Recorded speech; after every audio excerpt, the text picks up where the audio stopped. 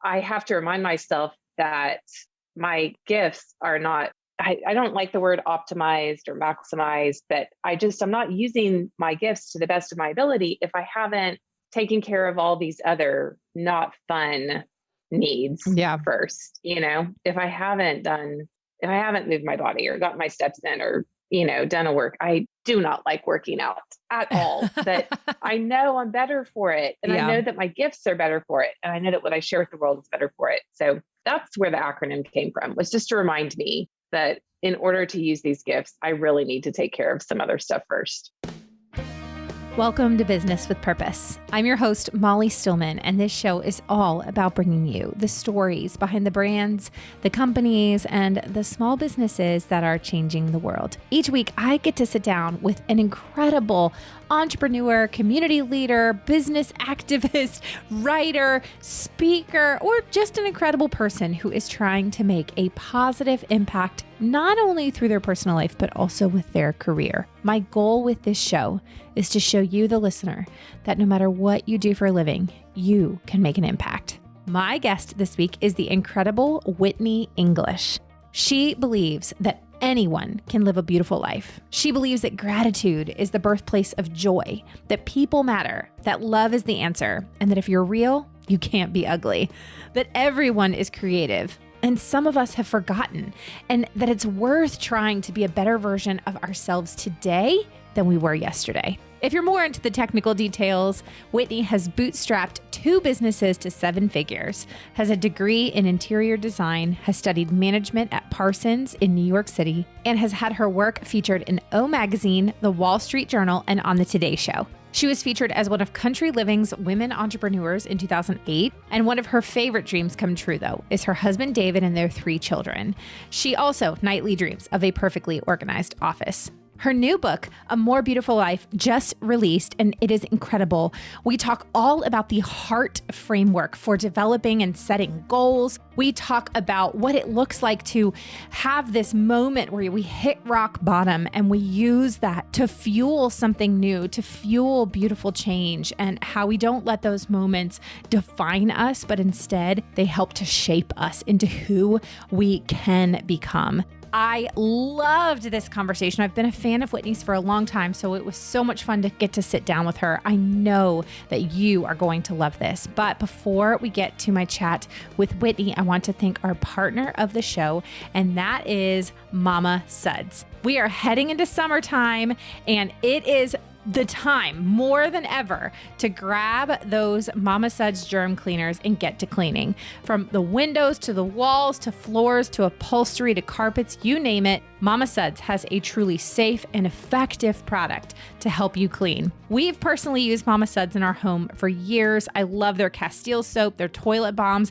I just ordered for myself and bought their new stain stick, which I'm so excited about because I have been looking for a clean and effective non-toxic stain stick for our clothes. So I will let you know how it goes. But seriously, I love all of their products. We use them in our own home. So head on over to mamasuds.com. Use the code Molly for 15% off your order. That's mamasuds.com. Use the code Molly for 15% off your order. Now on to my conversation with Whitney English.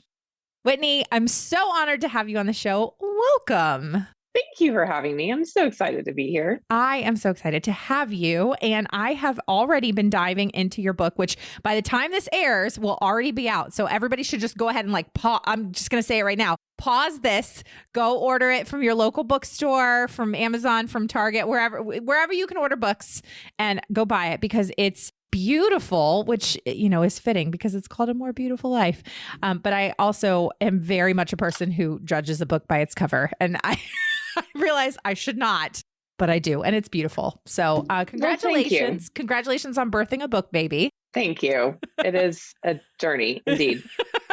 So let's dive in and have you give us the Whitney 101. So tell us who you are and what you do and how you got to where you are today. Okay. I have a degree in interior design.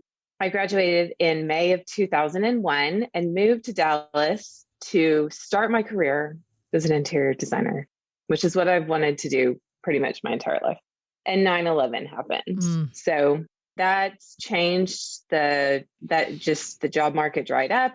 instantly, especially in that field when we lived in this world where nobody knows what's going to happen. And all of a sudden people aren't redecorating their homes. Everything just froze. So I moved back home, moved in with my parents and started my first business when I was 22. And I always tell people it went well until it didn't. Mm-hmm. I mean, it went gloriously well. It was amazing to be in my young 20s and running a really successful, thriving business. But I owned that business for 10 years. So about the time I was 32, we had made it through the Great Recession of 2008, and we got hit with what's called a bankruptcy rollback, which I talk about in the book. But another company that had filed bankruptcy previously, what happens is the trustee of that bankruptcy has the right to come back and ask for the funds that they paid us in the 90 days prior to their filing. So when that happens, I'm gonna pause you there real quick. Explain this to me like I'm 5.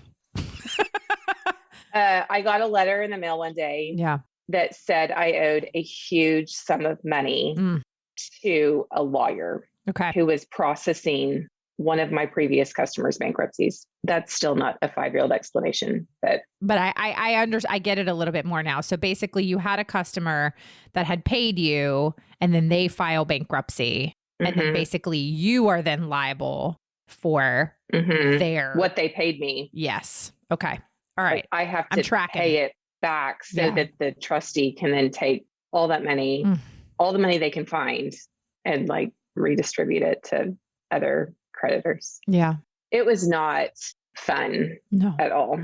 So, and it was just a really, really awful time. Personally, I talk a little bit about it in the book, but what I don't talk about in the book is that at the same time that was happening, my marriage was hitting a new low that we recovered from and had to fight through. But golly, it was just, there was a day where I woke up and I just thought, my life is falling apart and I am 8.5 months pregnant. It was so bad. It was just absolutely the worst. So anyway, around the time I had also developed a planner. And so I started a separate company and debuted this planner, and it took off. It was called Day Designer, and people loved it. We were selling it on Etsy. We were making them by hand, and the demand for planners were sort of a novelty at that point in time. The market's a little bit oversaturated now, but people loved it. It was so fun and just such a 180 degree shift from where I had been a couple years, couple very short years earlier. And then a company came to me one day and said they wanted to license it and put it in Target. And then that company came to me a couple years after that and said they wanted to put it in Office Depot and Staples. And then by that point in time, I had felt like the licensing angle of the business was actually starting to cannibalize my boutique sales, which were our family's bread and butter. And so I said, I don't really want to expand the licensing beyond Target. So if you want to do that, you need to buy the company. And they did. Wow. So it was a nice redemption story, a nice little bookend to here, we had to file bankruptcy on my first business. And just, that was very humbling. And so it felt so good to have that. And then I consulted for them for 3 years, and they ended up saying, we don't need you to consult anymore, which ended my non-compete. And I was like, well, what do I know how to do? It was summer and fall of 2019. Right. And I was like, well, I know how to print stuff. Still not using that design degree, but I can print things. So I did have an idea. I still have ideas for other planners and products and stuff like that. But we took the best one and launched that. And now we branded it under Whitney English. So I think I'm chasing this. I want to figure out how to take my love of interiors and home and somehow merge it with this printed, dated products good thing that we've got going on. So that's where I am. I love the redemption story because I think that those encourage people who are in the muck to keep going. While I didn't file bankruptcy, in 2008, I was completely broke and hit rock bottom. And I think about where I started and where I am now and how different my life looks. I just am like, oh yeah. But it's like, it took work. It took grit, determination, all those things. And so often when people are in the midst of the muck and the mess and all of the times in life where you're just like, I don't know if I'm going to survive this. Like, I don't know if I'm going to get out of this. And a lot of times the only way through it is just to keep going and to keep pushing through. There's a story I read, and it just, you reminded me of this. There's a story I read, and I think it's buffalo in like the Midwest. These giant, massive herds of buffalo will be together and they will see a storm coming. And the buffalo instinctively know that they have two choices to make. That one, they can run directly into the storm and like run through it, or they can run in the opposite end of the storm. And if they run in the opposite end of the storm, guess what happens? Is the storm just chases them. And then a lot of times they're in the storm longer if they run away from the storm because the storm is coming at them at, like we're not going to get to the physics of speed and the winds and all that kind of stuff. But essentially they're in the storm longer if they try to run away from it versus the leaders of the herd are like, no, we're just going to run through it. So they run directly into the storm and they get through it faster because they just push through and they huddle together and they protect each other through it. And I think about somebody like you who just was like, this is the worst. And we're going through all of the terrible things right now. But instead of avoiding it, trying to run away from it, which I'm sure, I don't want to put things into your mouth that you didn't actually say, but, I'm sure you probably thought it. It was just like, how can I get out of this? Instead, you push through. And so like, what was that like facing this moment where you were like, we now have to file bankruptcy because this other company filed bankruptcy and they're bankrupting. And it's just like, and then your marriage is going through it. You're about to have a baby. I mean, what was that like? It was humbling. And we did have a marriage counselor who we had reached out to him probably in the 6 months prior to, D-Day. It was just, there was a day where I woke up and everything was different. And there's no way out. The only way is through it. And I think that we live in a society in a culture where it's just, let's encourage each other to, be brave and like tackle these things. But what do you do when like that isn't enough? That's the point I was at, was like, no amount of inspirational quotes or frankly, even Bible verses or marriage counselors. We had all the resources and I just was going, I want out of this. And there's no way out. Yeah. There is not a way out. I remember distinctly feeling like I called a friend one night. I was like, I just need you to stay on the phone with me because all I want to do is go curl up in the fetal position in the corner of my room and just pray that this all just goes away. Like there was no way out. But there is a quote by J.K. Rowling, and this is in the book. And so rock bottom became the foundation on which I rebuilt my life. And I really found out that there's some beautiful things at rock bottom. It is a firm foundation. And when you feel like the waters are swirling over your head, you feel like you're drowning. We lived on the lake for 4 years. And, when you're in those waters, when you're deep enough, you don't know which way is up. But if you can find the bottom, if you can find rock bottom, you can push off. And then I just love the analogy in the Bible of like building your house on the rock rather than sand. Right. It's just rock bottom is a firm foundation and it is a great push off point. And so anyway, I have to be careful with that because now knowing that there's a difference between having like an I can do it attitude and then turning that into pity party. That's like, okay, I just have to find rock bottom as fast as possible because like everything's going to pots and but I was at that point in time where people wanted to keep me afloat, and I was going, no, I just need to stink right now. Just trust me, people around me. I really just need to, I don't want to self-sabotage and make things worse than they are, but how can things get worse than they are? Right. And so I learned a lot in that season. So I'm curious, somebody like you who just is a natural creative, you have these natural entrepreneurial tendencies. And I love that you said, I always have ideas for planners and things, because every single business owner I talk to is like, I have 27 other business ideas and I cannot do them all. So I am curious, was this something that was always natural to you? Like as a kid, were you the kid that had the clean room and you were very organized, and, were you very artistic, or did you like to decorate? Did you find that a lot of the characteristics you see in yourself now that you're like, oh, that's where it started? Yes. I did not have a clean room at all. just got to put that out there.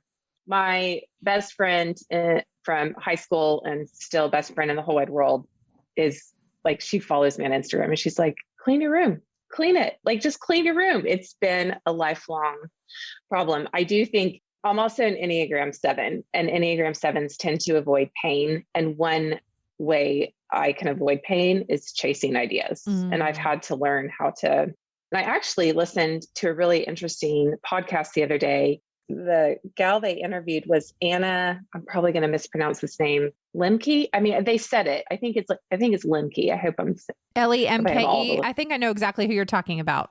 Lhe. I feel like there's an H in there somewhere. Maybe a B. I don't know. Like, I don't know. We're just going to throw some letters in there. Yeah. Right.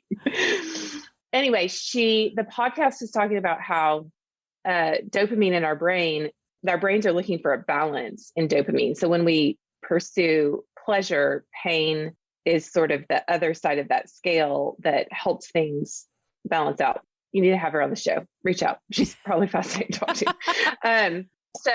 But I pursue pleasure, and so stopping and being intentional, but saying, okay, I need to introduce some pain into my life. I need to force myself to do a few things I don't want to do is a great practice that I've learned over the years. It helps me. I just hadn't heard it talked about until I listened to her on that interview the other day. But to stop and say, okay, I need to do the thing I don't want to do, simply as a practice. Like, there's only one way to build self-discipline in your life, and that's it. Is practice doing the things that you don't want to do. Right. That's it. It's miserable, but it pays off.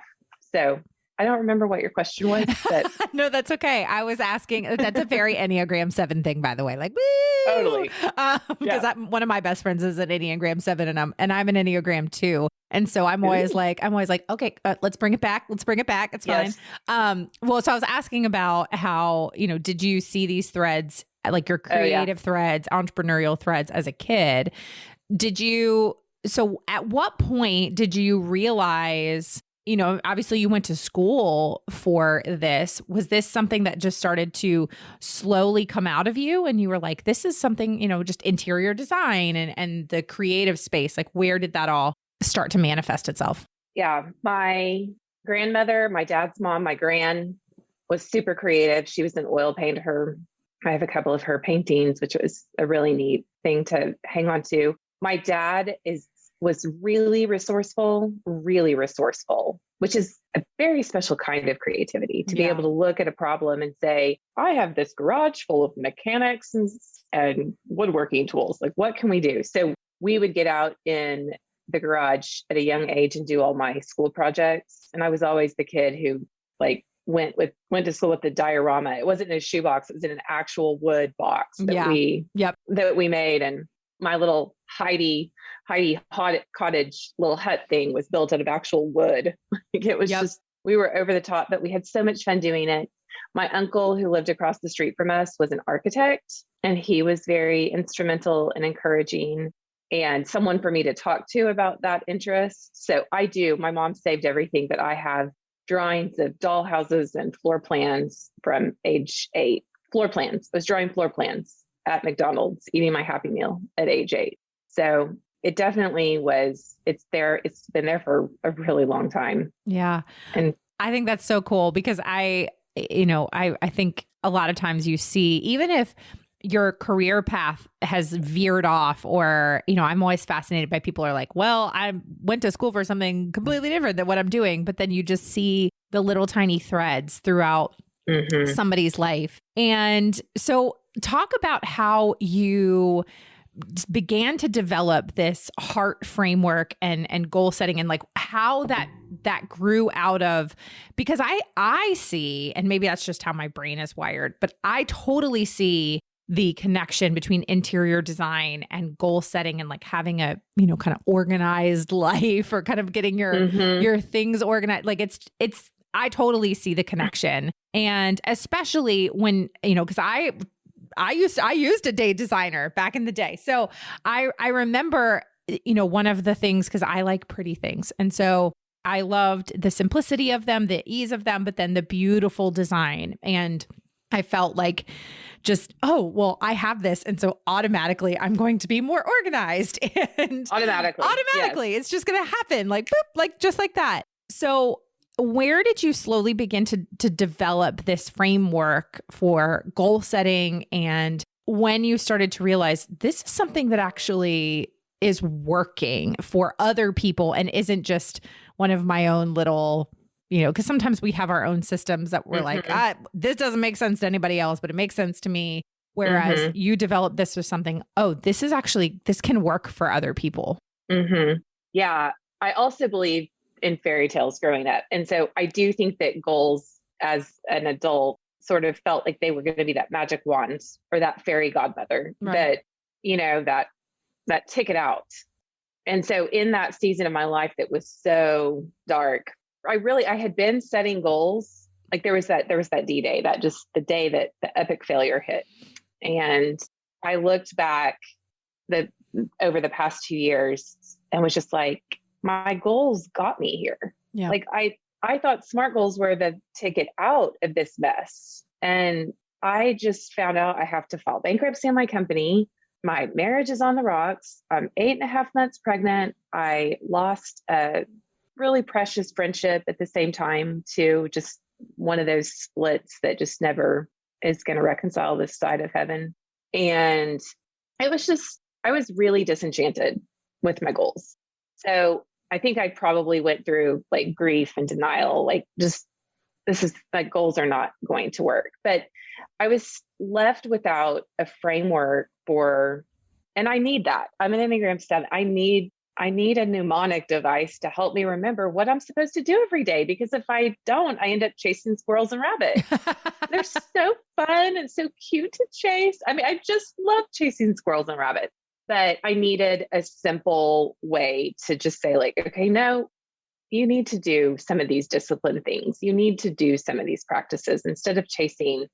And I thought it just stood to reason that if I needed a way to do that there would be other people out there that needed it as well. And I don't talk about this in the book, but I did uncover like 4 different sort of archetypes, like goal setting archetypes. Only one of those types is the super awesome, perfect. I'm going to make a chart. I'm going to track all my goals. I'm going to get up every day. I'm actually going to do it. If we're going to look at the Enneagram, it's probably that 1 or 2, 1, 2, or 3 right there. And so there is a personality type that really can adopt the SMART goals thing and make it work for them. But for the rest of us, I mean, literally like 75% of us, and I just made up that statistic. You sounded really convincing, so I fully believe you. I believe it is 75%. No more, no less, Whitney. The majority of us do this thing every January 1st where we, air quotes, set goals. Yeah. And we forget when we're setting our goals that there's going to be an ice storm in February and someone's going to get sick in March and the weather will hit in April, and then May is always awful. I want to write a blog post and call it May is always awful. It's just, if your goals have not been derailed by May, the month of May will derail all your goals. And so heart just became this thing. I think first, I talk about this process in the book a little bit, that at first I said no goals, like goals are bad. And then I said, okay, I'll set a few goals, but I need to make sure my goals are balanced. So yes, I can have a work goal, but I also need a family goal, and I need a personal self-care goal, and and so I categorized my goals, and I allowed myself to set 3 goals in each category. And I was like, that's still 15 goals. That's too many goals. And the more I sort of pulled away the layers of this whole goal setting world that we've created and really just treated like it's a magic wand or fairy godmother, I realized that we all really basically have the same goals. And then I was reading an article or a blog post or something about Maslow one day, and I realized that the areas of goal setting, air quotes again, that I had sort of uncovered, these 5 areas, also paralleled almost exactly with Maslow's hierarchy of needs. Yeah. Which then sort of gave the framework, the foundation of what if we just pursued our needs as our goals and then let the wants kind of happen. And that's just a great reset point. I had a really bad day earlier this week. I can't even remember what happened. Isn't that the funny thing about bad days? Like sometimes you can remember what sends you over the edge, but sometimes you're just like, I can't get a handle on anything. It's just all of it. Yeah. And I had been doing a podcast interview, and turns out she was having a very similar kind of day. And we were just relating on this. And I was explaining hard. And I said, I just need a reset. And I know what I need to do. It's back to that discipline thing, doing what you don't want, the practice of doing things you don't want to do. That's how we build self-discipline in our lives. And I was like, I know what I need to do. I need to go for a walk. I need to drink a big glass of water, and I need to find a salad somewhere. Like and I got off the podcast interview, and I did those 3 things. I went for a walk, drank some water, found a salad, ate it. It really does reset your day. My day did get haywire again. I did lose it again after that. But for a moment, there was, and maybe it's a control thing even too, but there was just this moment of like, okay, no, I can make the right decisions, do the things I need to do, even though they're not the things I necessarily want to do. Cinnamon roll would have been much more delicious than a salad, but it was just a reset point. And that's what heart is. Like there are 4 checkpoints for the first letter H, and it's sleep, water, nutrition, and movement. So I was building that back into my day. You remind me of something my mom always used to say to me when I was little, which was, when I was having a bad day, my mom would just be like, you can start your day over at any time. And I would get so mad at her, and I would be like, no, I can't, because I can't go to sleep and wake up and it be tomorrow. And she's like, and she would always say to me, but you can choose to start your day over. And, as a kid, that never made sense to me. I was always confused, and I was always just like, what are you talking about? Like, this is garbage, what you're saying to me. And now, of course, as an adult, I'm like, oh, I get that. And now I find myself saying that to my children, and my kids then fuss at me and say, I can't start my day over, but it really is, and I think for me, the practice is similar of just maybe it's going outside. And for me, maybe it's going outside and feeding my goats and just like hanging out with them for a little bit. Because the cares that are in their world are basically nothing. Are they out of hay? Like, I have one of my goats is extremely dramatic, and the second that the hay is empty, he's like, bah, bah. And so like, I can be in my office and I can hear him just losing his dang mind. I'm like, well, the goats are out of hay, because it's just instantaneous. And I always feel like sometimes that's kind of how I am. It's like the second something goes wrong, I'm like, bah. I have to just be like, it's fine. All I need to do is get a little bit more hay, whatever that might look like for me. Reset your day. Somebody did ask me, I was talking about this day on Instagram, and somebody asked me, well, how do you reset your life? And I haven't answered it yet. I thought it was a really good question though, because the answer is the same.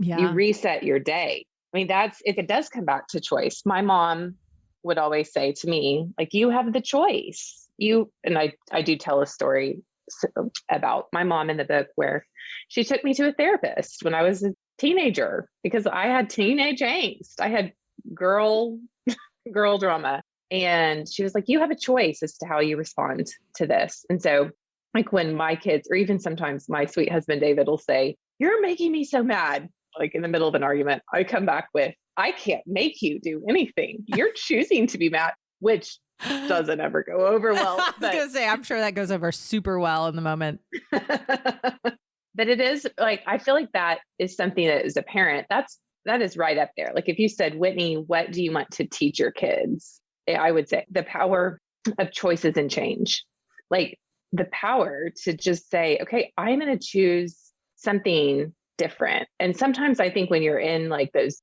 drowning moments, it doesn't even matter what the choice is, as long as it is something different. That's also very Enneagram 7 of me. Yeah. 2s are going to be a lot more strategic about that, what that choice is going to be. I'm like, I'll just make it different. And I mean, we're just looking for different results. So we have to change. We have to make different choices. I'm curious.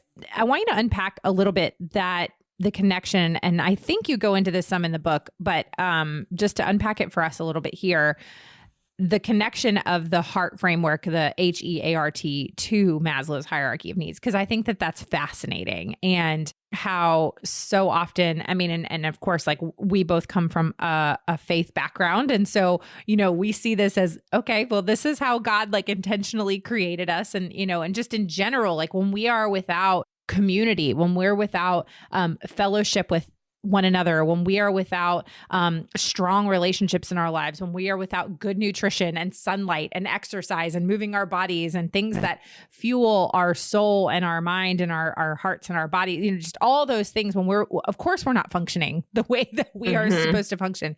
And the reality is obviously the last 2 years have thrown off so many of those things, whether we want to admit that or not, even though I think we are finally beginning to be like, oh, maybe isolating ourselves wasn't one of the best ideas because of the actual physical effects on our mental, physical, and emotional health, and how our immune systems are affected by those things. Anyway, that's a whole nother digression and tangent I could go off on, but I'd love for you to unpack that. How do the HEART line up pretty closely with Maslow's hierarchy of needs? It starts with, you know, basic physical needs. The fact that we all need nutrition, we all need water, we all need sleep, and we need to move our bodies. My husband's recovering from a bout of something. We don't know if it's COVID or not because he's not testing positive for that, but who knows? It's so weird. Yeah. And our best friend who lives next door, she's a pediatrician. She was like, well, you just need to get up and move around, like keep moving, like get that stuff out of your life. Like you just got to keep moving. And I just think that like movement is just an essential need. So I do not have Maslow's hierarchy of needs memorized, but I can kind of talk you through, I mean, just your basics, just your basic physical needs. And then the next level is we have emotional needs, the need to love and be loved. And that starts with first loving yourself. And I think growing up in a faith background, I always heard Jesus, others, you. And so I was like, okay, well, that means I need to do my quiet time first. And then I need to like go be nice to everybody else. And then at the very end of the day or whatever, I can focus on my own needs. I understand the principle of that, like teaching our kids summer camp, that even as a young adult, like I was neglecting my own emotional needs. Really just not even loving myself, like learning to like myself. Has been, as an adult, has been a really fascinating journey. Like learning to look in the mirror and saying like, it's cool that you are doing the best you can. And I can tell, you know? So that's kind of that second need, is that emotional need, which then moves into the third need, which is the relational need, the need for community. And right before your podcast, I was listening to a previous episode you did with the gal who did Storyfile. Oh yeah. Storyfile. Yeah. You guys were talking about community and how that leads to longevity. Yeah. Which I found absolutely fascinating. This idea that, I'm from Oklahoma. My parents are from Oklahoma. My grandparents were from Oklahoma. Like we are people who are deeply rooted here. And I remember back to when I moved to Dallas, like I didn't have those community connections. And I thought you could just recreate that. I just thought, well, I'll go get a job at a stationery store or an interior design store down in Dallas, and I'll just recreate my network. It doesn't happen. Like those roots that they've planted, those are nurturing me still. And so I loved that. Your people need to go back and listen to that podcast. And the other person I talked about that twice on an episode this year. And so yes, I know exactly what you're talking about. And then also on my episode with Daniel Grothe, who he wrote an entire book about this. And it's called The Power of Place and like choosing stability in a rootless age. And it was this idea that we live in an age where we are just constantly uprooting ourselves. And whether it's in church, whether it's in relationships and marriage, like when the marriage gets hard, you get divorced and you find a new spouse. When job gets hard, you quit and you find a new job. When you're, just whatever it is, when you don't like your church's worship music anymore, guess what? You quit and you find a new church. And how that is like contributing to a lot of our angst and anxiety and so many things. And he addresses like, if you're in a toxic and dangerous situation, that's completely separate. But he talked about, and I think we talked about this too on the Story File episode, was this group they're called the Blue Zones. And it's these like 7 areas around the world where you have an inordinate amount of centenarians or something. I'm not saying that correct. People who are living to be over 100. And they like look at these blue zones as to like, well, why is this particular pocket of the world? Why are we seeing all these people live to be over 100? And one of the factors, yes, of course, is a lot of times like nutrition is a huge factor and, that they're physically active, but almost always it's because they worship together and they are deeply in community there. And they have like this one group in, I think it's Okinawa, Japan. They studied this one group and like they have these women who are all like 107, 108, 109. And they're all friends and they've been friends their entire lives and they go walking together. And I'm just like, they're almost 110 and like, they're walking together and they're spending their life. I mean, like, think about the things that these women have seen in 100 years of friendship. Unbelievable. And how that stability and those long-term friendships legitimately contribute to better mental health, lower rates of depression, lower blood pressure, lower cholesterol. I mean, we forget how important those things are, and it's never too late to begin to plant those roots. And in fact, for me, my word of the year for 2022 is rooted, and really thinking about like, how can I get myself more rooted in my family, in my community, in our home, in our farm, all those things. And because that just talking about that has really struck a chord with me because of how much it affects everything else in life. Yeah. Preach. Like just amen. That's the middle letter. That's A. A is all your people in the HEART acronym. And it's about that community need that Maslow identified. I love all that. Yeah. And then the next need, this is where, if HEART does differ from Maslow's, this is probably where the largest little fork or deviation in the road is the next letter stands for resources and responsibilities. And that's all about stewardship and just making sure that the wheels stay on, like our car and our house. Yeah. That's hard. It's way easier said than done. I feel like we have been through a year, especially with our house, where we're like, oh my gosh, why did we bite off on this remodel? What were we thinking? And we love our property, but just maintenance takes a lot more work out of you than you would think. Yep. And then the last letter is T, which stands for trade and talent. And that's what Maslow would call self-actualization. But this idea of how are we using our gifts to better the world around us? What is the world? I think in the book, I talk about Frederick Buechner, a theologian who said, I'm going to butcher the quote, but something about where our talents meet the world's deep need and what can we do to serve those around us. And so that's where, if you're going to put passion, people always talk about follow your passion. I actually haven't heard that quite as much lately. I think that might be maybe we're learning how to better practice that little piece of advice. that I have a passion for home and interior design. So I do feel like one of the things that I want to satisfy, one of the needs that I want to satisfy is how do I take that passion and share it with people around me? How do I scale it? How do I turn it into a business? I mean, that's the entrepreneurial part of me. Yeah. That particular piece speaks so much to me and really to the heart, no pun intended, behind this podcast. And, I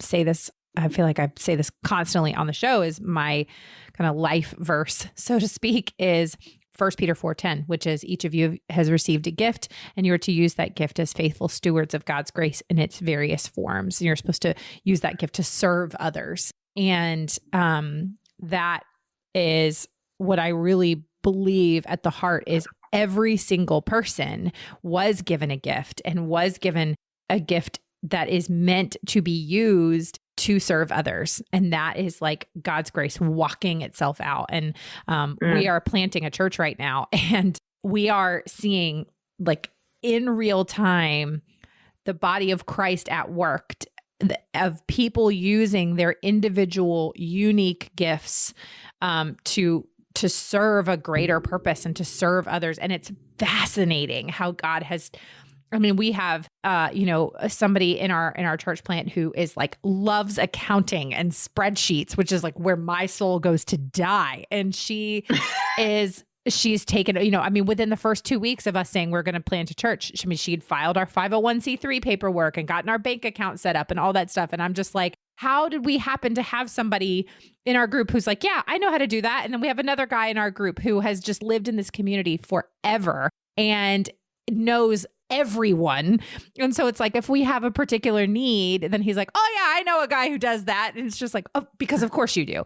And so, I just think like that is when you are using the gift that you have been given to serve, and how fulfilling that is and how just on fire it makes you. And I think about, we had a little like women's ministry event a couple weeks ago, and I brought my daughter, my best friend brought her daughter, and both of our girls are 8 and 9. And they sat down and they were talking with some of the older women at their table, and they didn't even sit with me and my friend. They were like, we're going to go sit over here. And they were talking with the women at their table, and they were like, well, how can we use our gifts?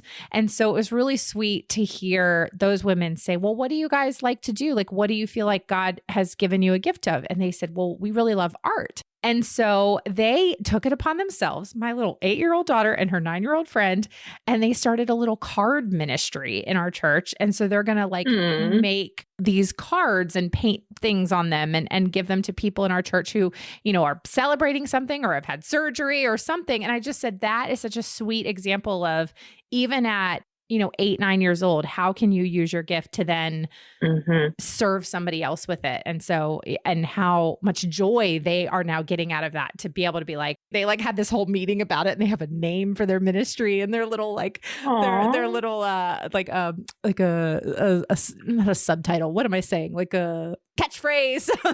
Tagline. Yeah. Like a little tagline, and they have their foundational verse. It's very sweet. Anyway, but all that to say is, you're right. It's when we are using those vocational gifts or those unique gifts to serve other people, how much that fills us up and really gets us on fire, so to speak. Yeah. This almost goes back to, I think, one of the first questions you asked, and kind of like puts a bow on it. The reason why I needed the framework is because it's so easy to get fired up about that stuff. Yeah. It's so easy to especially as an Enneagram 7, like the little card ministry, like, oh my gosh, like let's make, like, I am all over that. Like, that just sounds like the funnest thing in the world. But I have to remind myself that my gifts are not, I don't like the word optimized or maximized, but I'm not using my gifts to the best of my ability if I haven't taken care of all these other not fun needs first. If I haven't moved my body or got my steps in or, done a work, I do not like working out at all, but I know I'm better for it. And I know that my gifts are better for it. And I know that what I share with the world is better for it. So that's where the acronym came from, was just to remind me that in order to use these gifts, I really need to take care of some other stuff first. Oh, Whitney, this is so good. This is so good. And yeah, you're right. I think that's the perfect bow on it. And again, for the listeners, please go get this book. It's wonderful. And I think it's, in a day and age, like let's just call a spade, where there's just a lot of self-help books there's a lot of books out there that are just like, just feel better about yourself. And which gives me all of the ragey feelings, which don't usually come up at me. But this really is like such a intentional, purpose-filled, actionable type book that also where you're sharing along the way. Like I love that you open up in chapter 1. You're like, here's where I filed for bankruptcy and here's how it was the worst. But then you walk people through the things that you have actually done yourself. And here's how you kind of hold their hand through the process. So I think it's beautiful. It's incredible. And thank you for the work that you have done to put it into this. So before we get to the get to know you round, Whitney, what's kind of on the horizon for you, even though I know that you've just, birthed a book child. So, but what are your plans for the next, the rest of 2022? Well, we're coming upon May, which May is always awful. And and I'm a mom, I have 3 kids. So we're in the middle of a remodel. I mean, it's just launch a book. Then we hit summer. I mean, that's the reason why May is always awful. Like moms are running around, like trying to get everything done. Cause the gift of a terrible May, my husband said last night, is that you get 2 months with your people at home. So anyway, I always try to put some structure around our summer and we'll read a lot and I'll try to Instagram about it. And it was my book deal was a 2-book deal. So I think I am going to be writing book number 2 this summer. I'm at least planning on that. We'll see if the schedule shakes out. And then, Christmas. Yeah. So, and then Christmas. Okay. And where can people best connect with you, follow you? I know you're on Instagram. Is it just at Whitney English? It is at Whitney English. My website is whitneyenglish.com. People can sign up for our newsletter there. Is actually, I would say, even more important than following on Instagram because who knows what's going to happen to this social media thing in the coming years. Yeah. Right. That's awesome. Okay, Whitney, this is the point of the show where we ask some just get to know you questions. Get to fun. I don't know. My synapses in my brain are not firing fully this morning. Okay. So are you ready for the get to know you round? Yes. All right. Question number 1. What is your current guilty pleasure? I love having a fancy cocktail or a beer or a glass of wine, just one every night. That is currently my favorite. Are you like it's not always porch sitter in the bath, something like that, or just kind of like lounging on the couch? Just while I'm cooking dinner. Yeah, like while and then I'm reading Harry Potter to my kids, which it's actually like we have this evening routine. Maybe my whole evening routine is my guilty pleasure right now because I love that. Then we're diving into a story and it's just really well written and yeah. My kids are really bordering on the age of where I think that they will love and appreciate Harry Potter like I did. So I'm counting down the days till I can read to them. I can't wait. Okay.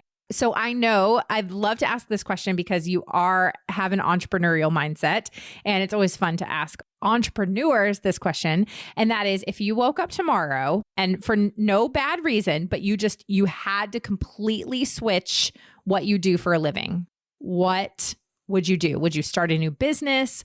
Is there something like in the back of your head that you're like, I would go do this immediately? I feel like if I knew the answer to that question, I would be doing it. That's the Enneagram 7. I have a vision for my business that I love textile design. I love interiors. I would figure out how to incorporate that. I feel like I'm grasping right now for that perfect little Venn diagram sweet spot. So I don't know. That's sort of a magic wand question too. Oh, I love it. I love magic wand questions. And I have to say, I would need a magic wand. I have to say that in following you on Instagram, I also like, I don't know what I would do with them because I can't sew, but your like collection of vintage textiles, I'm like, yes, I love those. I don't know what I would do with them, but they're so beautiful. Like I'm the kind of person who would see them in like a thrift store or something and be like, I should buy this. And then it will sit in my closet for the next 47 years. And my husband will be old and gray and he'll be like, what did you want to do with those old fabrics? I'll be like, I don't know. But you just described my life. I love it. Okay. What is currently on your most played playlist on Spotify or Apple Music or wherever you listen to music? It's Spotify. I have a bunch of playlists. I've organized them by month, but June, July, and August are really good playlists. If anybody's looking for a good playlist, go check out it's Whitney English on Spotify. June, July, and August are really good because we play it outside. But every night we have a kids lullabies playlist. Aww. And right now in the rotation, the starting song is Steve Moakler's Holiday at Sea, which is a song that he wrote based off of a C.S. Lewis quote in Mere Christianity. And it's just so good. And so we listen to that podcast all the time, or not podcast, that playlist all night, every night. So it's the most used. I absolutely love that. And I will 100% go follow you on Spotify and follow those playlists because I love to curate playlists based on moods or like time of year, or sometimes I'll try to curate playlists that have all the songs on them that like when I used to make mix CDs recording or mixtapes off of the radio. For the people that are like under the age of 30, they're like, what are you talking about? I did that too. Yes.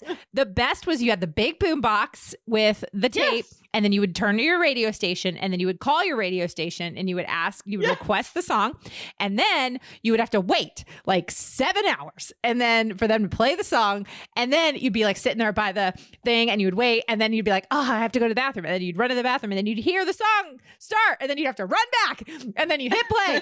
And on your mixtape off of the radio, you would always have like WPGC 95.5, Washington DC's today's hip hop and country, or like whatever, hip hop and country. Right. I don't know what station that was, but every single time, I just think it's hilarious. Every single time.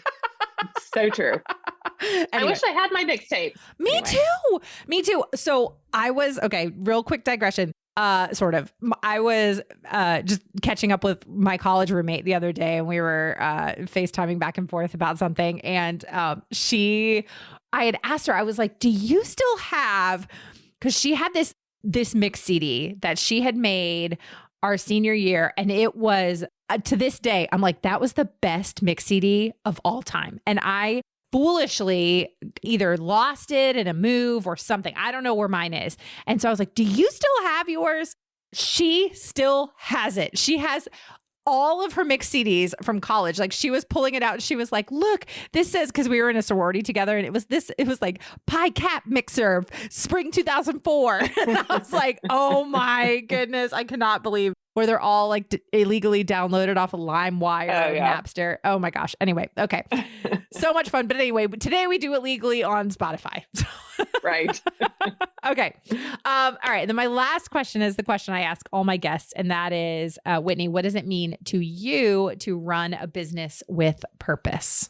I think it goes back to that, what can I do best and how can I use it to serve the world? So turning that into a business is just really solving the problem of how to scale that, how to take those gifts and serve not just my family through like revenue, bread and butter and all that, but how can I help my community? And whether that's online or in Oklahoma City, how can I serve them with my needs? That's what it means to me. I love it. Whitney, this has been so much fun. Thank you so much for being here. And thank you for the work that you do and the beautiful things you put out into the world. Thank you so much for having me. It's been fun. I told you Whitney would be such a great episode. Oh, we loved that conversation. And once again, go get that book. If you have not already, you will not regret it. Be sure to turn in next week, as next week is episode 300. 300. Oh my goodness. I cannot believe episode 300 is next week. So do not miss it. But as always, I would love to know what you loved about this particular episode. So let me know on social media. You can find me at Still Being Molly or at Business with Purpose Podcast on Instagram or Facebook. Don't forget to use that hashtag Business with Purpose Podcast. Thank you so much for listening to this week's episode. If you are a first-time listener of the show, welcome. Be sure to visit the archives for past shows featuring incredible entrepreneurs and business owners who are literally changing the world with their businesses. And if you're a regular listener, thank you for tuning in and week out. Be sure to head on over to Apple Podcasts, Spotify, Google Podcasts, or wherever you listen to shows and click the subscribe or follow button to help make sure that you never miss a new episode of the show. And while you're there, would you take a moment to leave a review or a rating of the show, which helps me to know what you're liking and how the show is impacting you. This show is produced by the incredible team at Third Wheel Media. Thank you so much for listening. Now go do something good with purpose, on purpose.